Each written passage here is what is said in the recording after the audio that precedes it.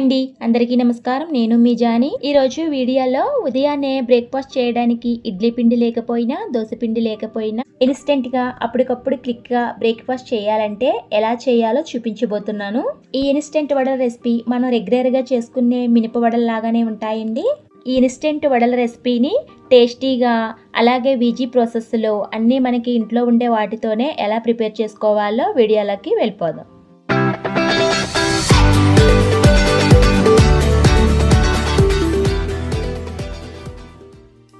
ముందుగా ఒక మిక్సీ బౌల్ని తీసుకుని 1 కప్పు సుజీ రవ్వని వేసుకోవాలి. 1 కప్పు రవ్వలోకి అరకప్పు పెరుగుని యాడ్ చేసుకోవాలి. పెరుగు బదులు మజ్జిగైనా వేసుకోవచ్చండి. అదే 2 కప్పులు సుజీ రవ్వని తీసుకుంటే 1 కప్పు పెరుగుని వేసుకోవాలి.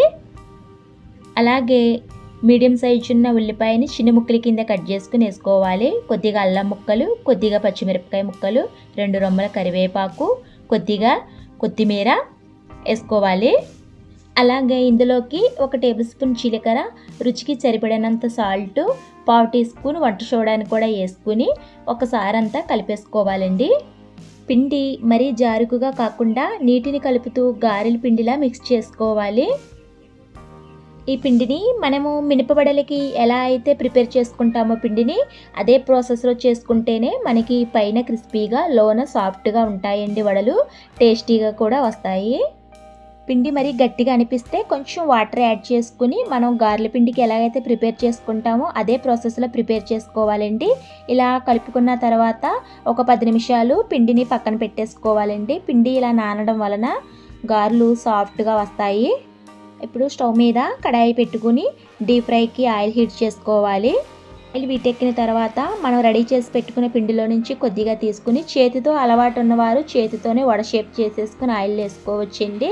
చేతితో రానివారు ఇలా నేను వీడియోలో చూపించే విధంగా ఒక కవర్ని తీసుకుని పిండిని కొద్దిగా తీసుకుని వడ షేప్లో చేసుకుని హోల్ పెట్టుకుని ఆయిల్లో వేసుకోవడమే. ఇలా ఒక్కొక్కటిగా వడ చేసుకుని వేసేసుకోవడమేనండి.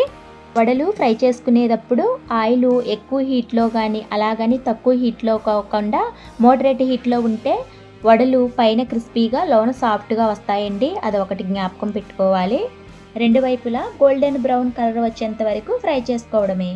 వీటిని చాలా సులభంగా ప్రిపేర్ చేసుకోవచ్చండి. ఉదయం టిఫిన్లా మాత్రమే కాకుండా సాయంత్రం స్నాక్స్కి కూడా ప్రిపేర్ చేసుకోవచ్చు. ఇలా 2 వైపులా గోల్డెన్ బ్రౌన్ కలర్ వచ్చేంత వరకు ఫ్రై చేసుకోవాలి. అంతేనండి, బయట క్రిస్పీగా లోపల మెత్తగా ఎంతో రుచిగా ఉండే వడలు రెడీ అయిపోయినట్టే. వీటికి సైడ్ డిష్గా కొబ్బరి చట్నీలోకి, పల్లీల చట్నీలోకి, అలాగే ఆవకాయలోకి, ఎట్టులోకైనా బాగుంటాయండి. లేదా వట్టివి కూడా తినేవచ్చు. అప్పటికప్పుడు ఈజీగా ప్రిపేర్ చేసుకోవచ్చు. ఈ ఇన్స్టెంట్ వడలను మీరు కూడా ఇంట్లో ట్రై చేసి ఎలా వచ్చాయో నాకు కామెంట్లో షేర్ చేయండి. మరిన్ని వంటకాల కోసం నా ఛానల్ సబ్స్క్రైబ్ చేసుకోండి. ఒక లైక్ ఇవ్వండి. ఈ వీడియోని మీ బంధువులకి, స్నేహితులకి షేర్ చేయండి.